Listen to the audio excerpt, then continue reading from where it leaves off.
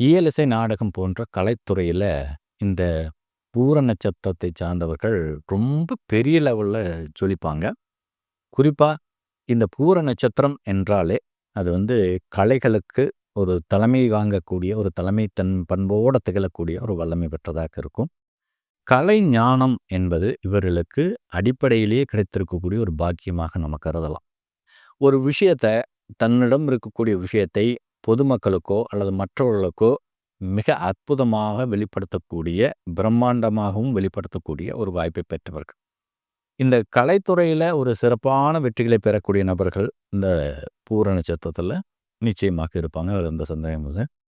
அடுத்தது இந்த அழகுபடுத்துறது, அழகுபூர்வமான விஷயங்கள செய்யறது, அலங்காரம் பண்றது, சிகை அலங்காரம் சம்பந்தப்பட்ட விஷயங்கள செய்யறது, மேம்பட்ட தன்மையிலான ஒரு அழகுபூர்வமான ஒரு இடம், வீடு, பூங்காக்கள் இந்த மாதிரியான மற்றவர்களை கவர்ந்தெழுக்கக்கூடிய வகையிலான ஒரு அழகு சாதனம் சம்பந்தப்பட்ட விஷயங்கள் எல்லாமே மிக அற்புதமாக படைக்கக்கூடிய படைப்பாற்றலும் இவங்களுக்கு நிச்சயமாக இருக்கும்.